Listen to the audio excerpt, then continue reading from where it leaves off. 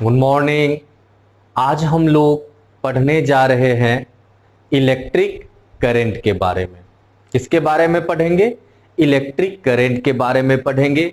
सबसे जब पहले जानेंगे कि इलेक्ट्रिक करंट क्या है, फिर उसके बाद देखेंगे यह स्केलर है या वेक्टर है, और उसके बाद इसका यूनिट्स भी देखेंगे, डायमेंशंस भी देखेंगे और कुछ इंपॉर्टेंट पॉइंट्स देखेंगे, जैसे ह्यूमन बॉडी से कितना करंट फ्लो करता है, थंडर स्टॉर्म के कारण कितना करंट फ्लो करता है एटमॉस्फेयर में।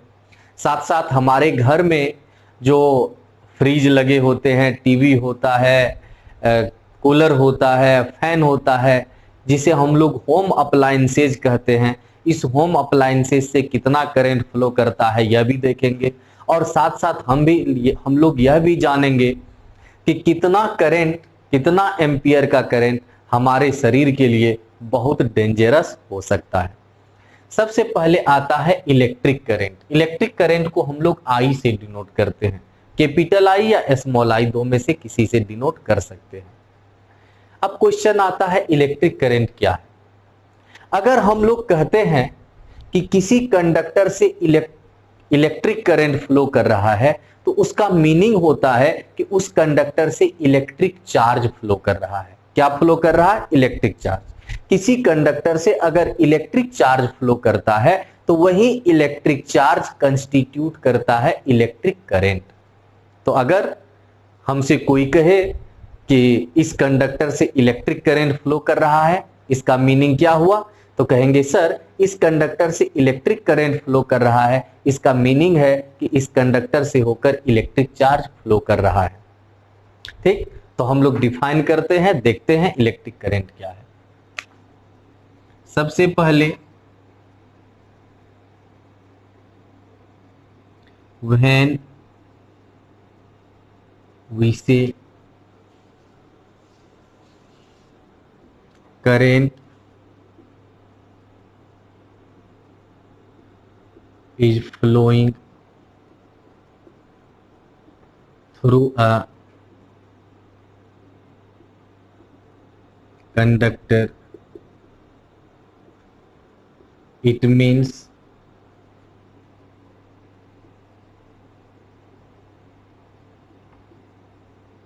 that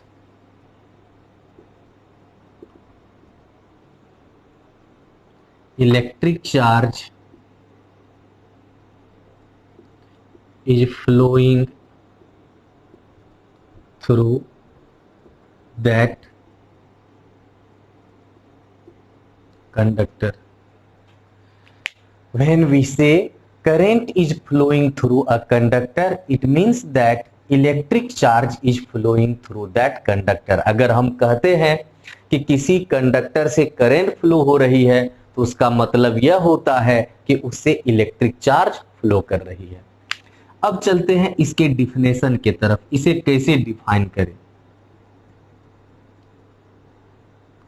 the rate of flow of electric charge is called electric current. The rate of flow of electric charge is called electric current. तो इलेक्ट्रिक चार्ज का जो फ्लो होगा, उसका जो रेट होगा, उसे ही हम लोग इलेक्ट्रिक करंट कहेंगे। इसका मीनिंग यह हो जाता है कि अगर चार्ज फ्लो करेगा तो चार्ज फ्लो करने में टाइम लगेगा, तो जितना चार्ज फ्लो करेगा अगर उसे टाइम से डिवाइड कर दे तब हमें प्राप्त होगा इलेक्ट्रिक करंट। तो हम लोग कह सकते हैं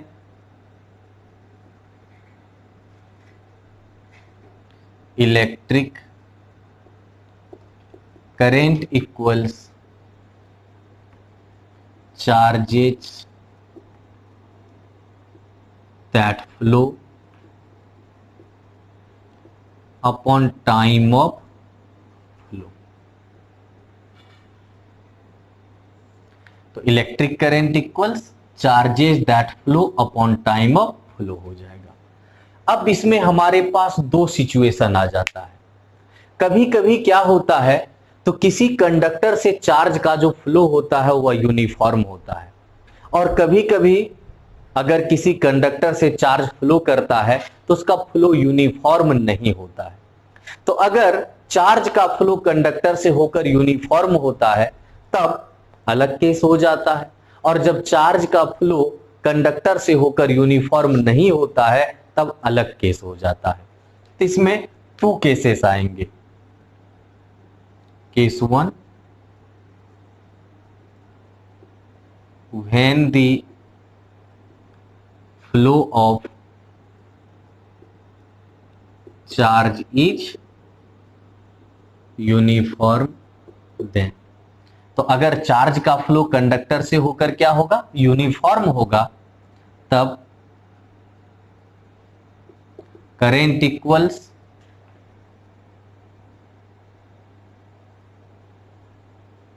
charges phloem upon time of flow. तो करेंट इक्वल्स हो जाएगा charges phloem upon time of flow. इसे हम लोग लिख सकते हैं I equals Q upon t. तो अगर चार्ज का फ्लो कंडक्टर से होकर यूनिफॉर्म रहा तब हम लोग लिखेंगे I equals Q upon t. तो हम लोग यहां तक समझ लिए कि जब हम लोग कहते हैं कि किसी कंडक्टर से करंट फ्लो कर रहा है तो इसका मीनिंग होता है कि उस कंडक्टर से इलेक्ट्रिक चार्ज फ्लो हो रहा है। और अगर कोई डिफाइन करने कहता है तो कहेंगे the rate of flow of electric charge is called electric current. तो इलेक्ट्रिक करंट इक्वल्स लिख सकते हैं charges that flow upon time of flow. अगर चार्ज का फ्लो यूनिफॉर्म रहा तब तो current equals charges phloem upon time of flow I equals Q upon T कर देंगे। अब केस टू देख लेते हैं। When the flow of charge is not uniform, then अगर चार्ज का फ्लो यूनिफॉर्म नहीं रहता है तब क्या होगा, तब भी दो सिचुएशन आ जाता है, एक एवरेज करंट को डिफाइन करने के लिए और दूसरा इंस्टेंटेनियस करंट को डिफाइन करने के लिए। तो हम लोग देख लेते हैं।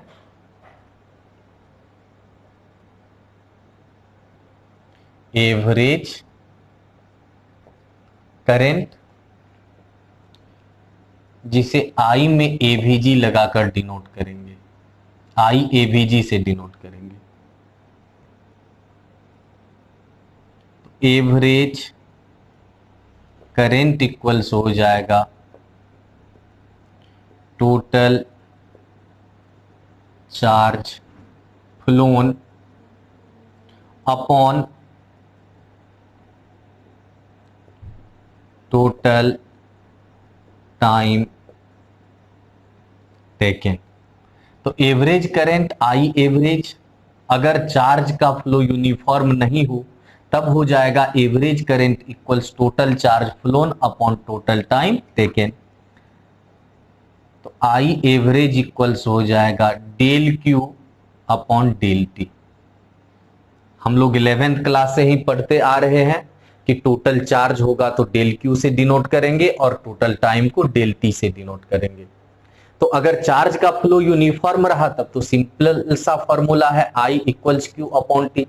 अगर चार्ज का फ्लो यूनिफॉर्म नहीं रहा तो एवरेज करंट को डिफाइन करेंगे और इंस्टेंटेनियस करंट को डिफाइन करेंगे। तो एवरेज करंट इक्वल्स हो जाएगा total charge flown upon total time taken, I average equals del q upon del t. अब हम लोग इंस्टेंटेनियस करंट को डिफाइन कर लेते हैं। तो इंस्टेंटेनियस वैल्यू कैसे कैलकुलेट किया जाता है, हम लोग इसका स्टडी ऑलरेडी 11th क्लास में कर चुके हैं। तो इंस्टेंटेनियस करंट कैलकुलेट करने के लिए हम लोग क्या करेंगे, तो लिमिट का यूज करेंगे।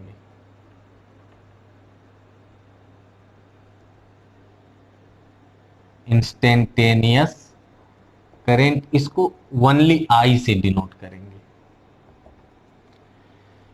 तो इंस्टेंटेनियस करंट इक्वल्स हो जाएगा del t approach to zero limit del q upon del t, तो यह हो जाएगा d q upon d t. तो हम लोग जानते हैं कि अगर इस एवरेज करंट में लिमिट का यूज किया जाए, इस एवरेज करंट में लिमिट का यूज किया जाए तो हमें इंस्टेंटेनियस करंट प्राप्त होगा। तो इंस्टेंटेनियस करंट आई इक्वल्स हो जाएगा del t approaches to zero limit del t approaches to zero limit del q upon del t, यह हो जाएगा i equals d q upon d t. तो अगर एवरेज करंट कैलकुलेट करना हो तो इस फार्मूला का यूज करेंगे, अगर इंस्टेंटेनियस करंट कैलकुलेट करना हो तो इस फार्मूला का यूज करेंगे हम लोग।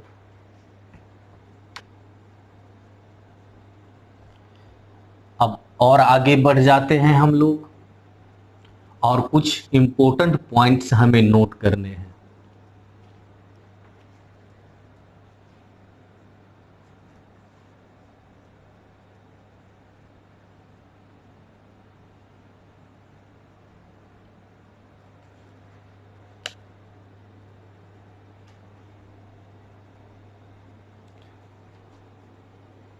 जी के पी गोल्डन की पॉइंट्स, जितने भी पॉइंट्स नोट कराएंगे यहां उसे अच्छे से प्रिपेयर कर लेना है, उसे अच्छे से याद रख लेना है। फर्स्ट,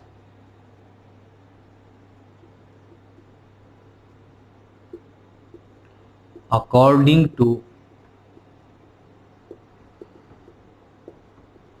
क्वांटाइजेशन ऑफ चार्ज, हम लोग जानते हैं Q इक्वल्स होता है NE, इसमें यह भी जानते हैं N इक्वल्स 1 2 3 4 5 एक्सेट्रा, और E का वैल्यू होता है 1.6 10 टू द पावर -19 कूलम। तो हम लोग इलेक्ट्रिक चार्ज का प्रॉपर्टी में ही पढ़ चुके हैं, इलेक्ट्रिक चार्ज का जो प्रॉपर्टीज पढ़े थे इलेक्ट्रोस्टैटिक्स में, उसी में पढ़े थे कि चार्ज क्वांटाइज्ड होता है। तो according to quantization of charge हम लोग जानते हैं Q इक्वल्स होता है Ne, जिसमें N को नंबर ऑफ इलेक्ट्रॉन्स कहते हैं जिसका वैल्यू 1 2 3 4 5 हो जाता है, और E है इलेक्ट्रॉनिक चार्ज जिसका वैल्यू होता है 1.6 times 10 to the power -19 coulomb. तब करंट क्या हो जाएगा, तो I इक्वल्स होता है Q अपॉन टी। तो I इक्वल्स Q का वैल्यू क्या पुट करेंगे, Ne upon T.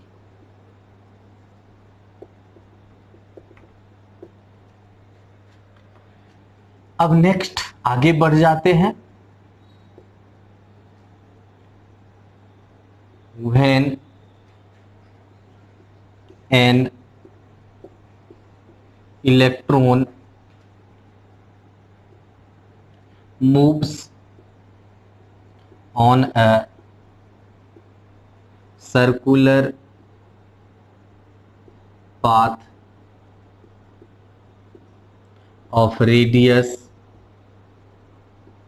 r, then, तो जब कोई इलेक्ट्रॉन आर रेडियस के सर्कुलर पाथ पर मूव करता है, तब जब कोई इलेक्ट्रॉन आर रेडियस के सर्कुलर पाथ पर मूव करता है तब करंट क्या होगा देख लेते हैं।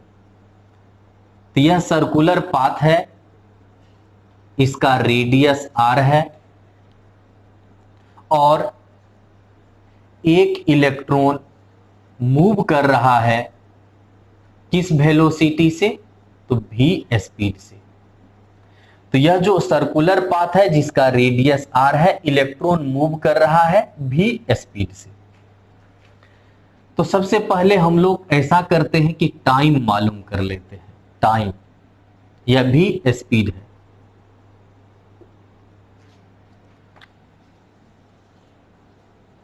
तो यहां time to complete 1 revolution. Time to complete one revolution equals हो जाएगा डिस्टेंस ट्रेवल्ड इन वन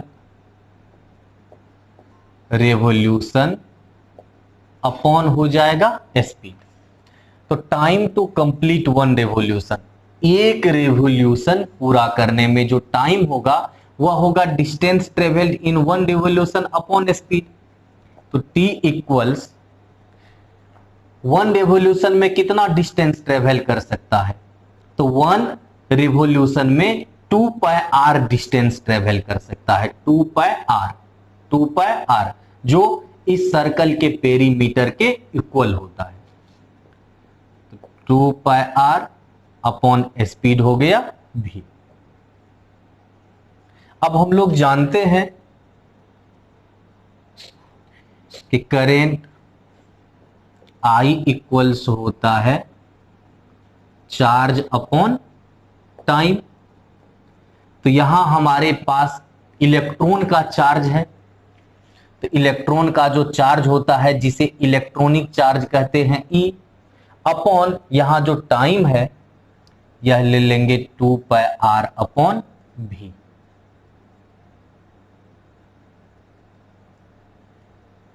तो यह हो जाएगा EV अपॉन 2πr।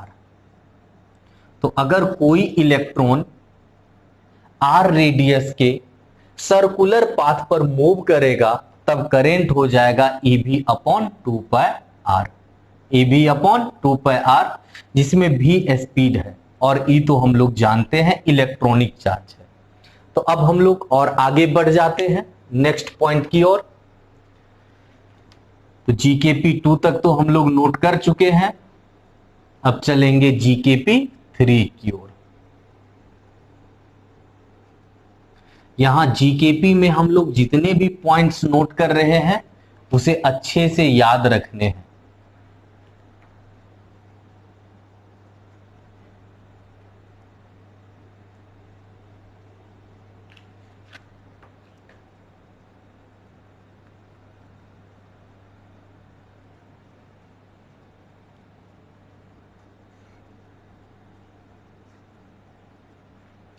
अब हम लोग नेक्स्ट पॉइंट देखते हैं।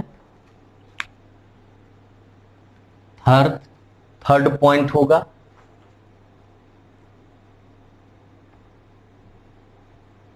Electric current has both magnitude and direction, but it does not obey all the laws of vector algebra, therefore is a scalar। यह जो इलेक्ट्रिक करंट है इसके पास मैग्नीट्यूड भी है, डायरेक्शन भी है। तो जब मैग्नीट्यूड और डायरेक्शन दोनों है तो इसे तो वेक्टर होना चाहिए। लेकिन होता क्या है कि वेक्टर होने के लिए एक और कंडीशन को ओबे करना होता है और वह है वेक्टर अलजेब्रा के सभी लॉज को ओबे करना। तो इलेक्ट्रिक करंट के पास मैग्नीट्यूड और डायरेक्शन दोनों होने के बावजूद भी यह वेक्टर अलजेब्रा के सभी लॉज को ओबे नहीं करता है, इसी कारण यह स्केलर है। तो अगर कोई पूछता है कि इलेक्ट्रिक करंट स्केलर है या वेक्टर है तो हम लोगों को डेफिनेटली बोलना चाहिए कि यह एक स्केलर है। अगर कोई बोलता है कि एक बात बतलाइए इसके पास तो मैग्नीट्यूड भी है डायरेक्शन भी है तो फिर इसे वेक्टर क्यों नहीं बोलेंगे, स्केलर क्यों बोलेंगे, तो कहेंगे सर इसलिए क्योंकि इसके पास मैग्नीट्यूड डायरेक्शन होने के बावजूद भी यह वेक्टर अलजेब्रा के सभी लॉज को ओबे नहीं करता है। Next fourth,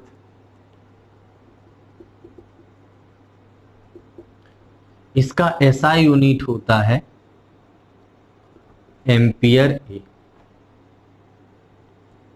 where 1 ampere equals होता है 1 कूलम अपॉन 1 सेकेंड।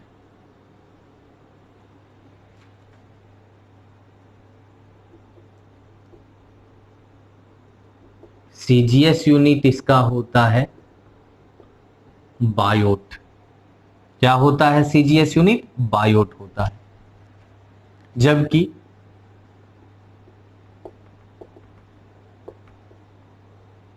इसका प्रैक्टिकल यूनिट्स होता है milli ampere. 1 milli ampere equals 10⁻³ ampere. Micro ampere 1 micro ampere equals होता है 10⁻⁻6 एम्पियर। तो ऐसा यूनिट इसका एम्पियर होता है जिसका सिंबल कैपिटल ए लेना है, और 1 ampere equals 1 coulomb upon 1 second होगा। सीजीएस यूनिट इसका बायोट लेते हैं। यह जो एम्पियर है ना, यह बहुत बड़ा यूनिट है। सामान्यतया इसका यूज हम लोग नहीं कर पाते हैं, यूजुअली इसका यूज हम लोग नहीं कर पाते हैं, तो हमें स्मॉलर यूनिट्स की जरूरत पड़ती है। तो वह स्मॉलर यूनिट्स होता है मिली एम्पियर, माइक्रो एम्पियर। तो यह जो मिली एम्पियर है या माइक्रो एम्पियर है, इसी का हम लोग अप्लाई कर पाते हैं एवरीडे लाइफ में। इसी कारण यह प्रैक्टिकल यूनिट्स है। प्रैक्टिकली इतना ही करंट हमारे घर में जो अप्लायंसेज मौजूद है उससे होकर के फ्लो करता है। इसी कारण हम लोग इसका प्रैक्टिकल यूनिट्स मिली एम्पियर लेते हैं, माइक्रो एम्पियर लेते हैं। नेक्स्ट 6th पॉइंट की तरफ आ जाते हैं हम लोग।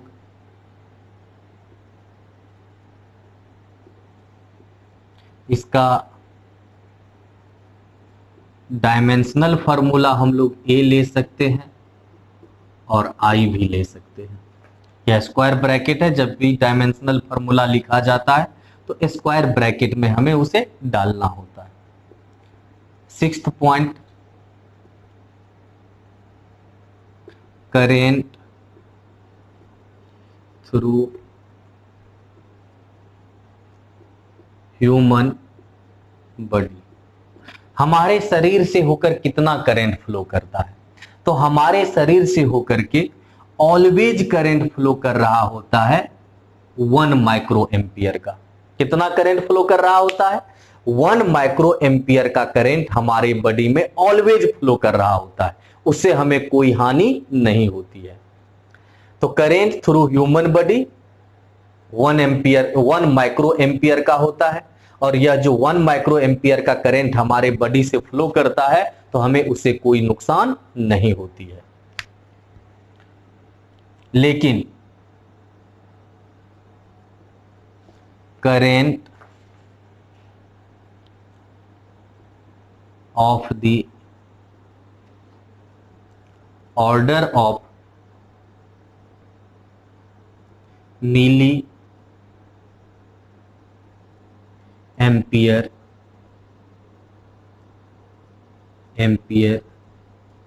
Can be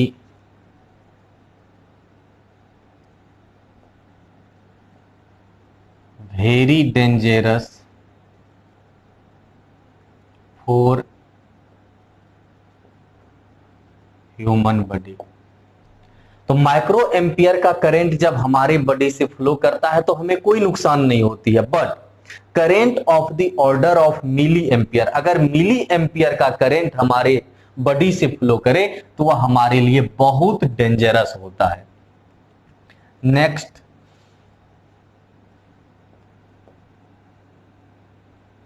current through home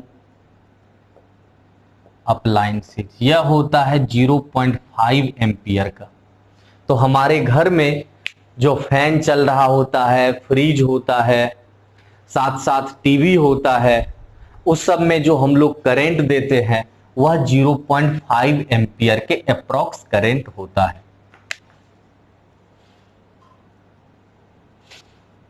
current due to thunderstorm, thunderstorm के कारण जो करंट होता है वह होता है tens of thousands of ampere, बहुत ज्यादा करंट होता है। यही कारण तो है कि थंडरिंग के दौरान जब हमारे बॉडी पर थंडरिंग हो जाता है, करंट पहुंच जाती है हमारे बॉडी तक, तो हमें बहुत ज्यादा नुकसान पहुंचाता है।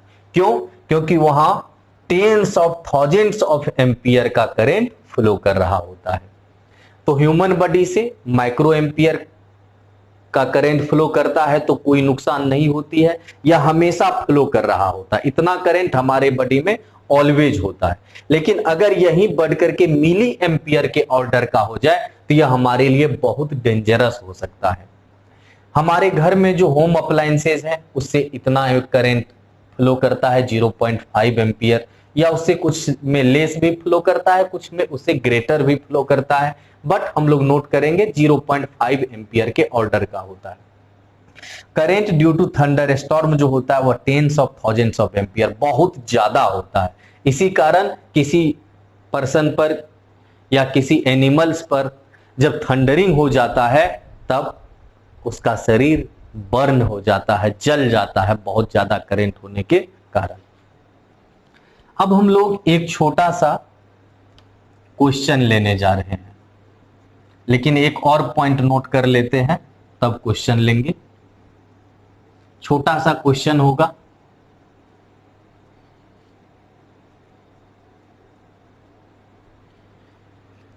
टेंथ पॉइंट को नोट कर लेते हैं। Electric current is a fundamental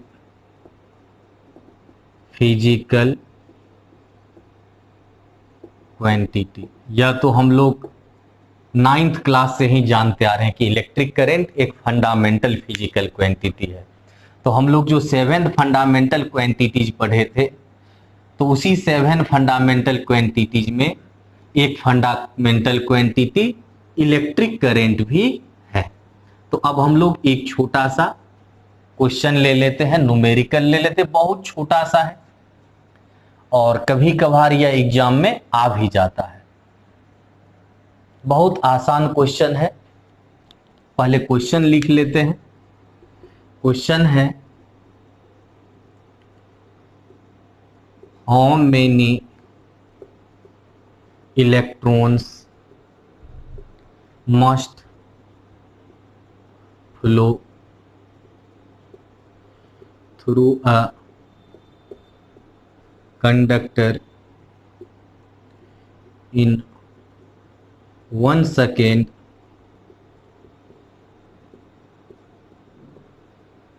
to constitute a current of 1 ampere. आसान सा क्वेश्चन है, how many electrons must flow through a conductor in 1 second to constitute a current of 1 ampere. तो किसी conductor से 1 सेकेंड में कितना इलेक्ट्रॉन फ्लो करना चाहिए, किसी कंडक्टर से 1 सेकेंड में कितना इलेक्ट्रॉन्स फ्लो करना हो चाहिए जिससे कि हमें 1 एम्पियर का करंट प्राप्त हो जाए। तो इसका सॉल्यूशन बहुत आसान है। हम लोगों को यहां दिया हुआ है करंट कितना है, तो करंट है 1 एम्पियर, साथ साथ टाइम भी दिया हुआ है 1 सेकेंड, और हमें क्या कैलकुलेट करना है, तो कैलकुलेट करना है number of electrons n equals what.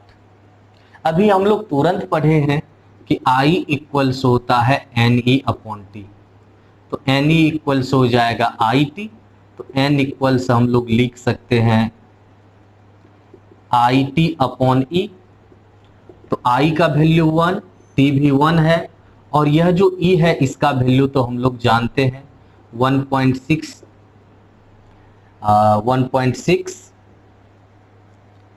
10 to the power minus 19 होता है।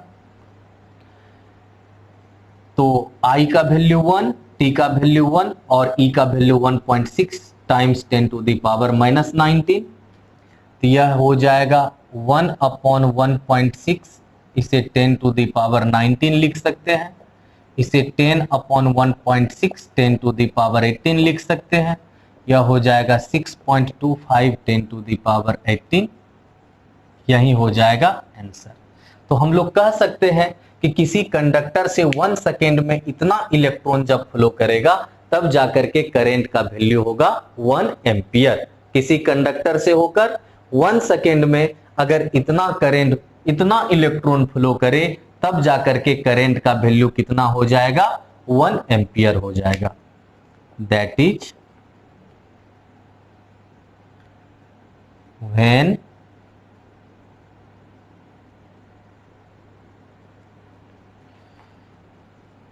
(6.25 times 10 to the power 18) electrons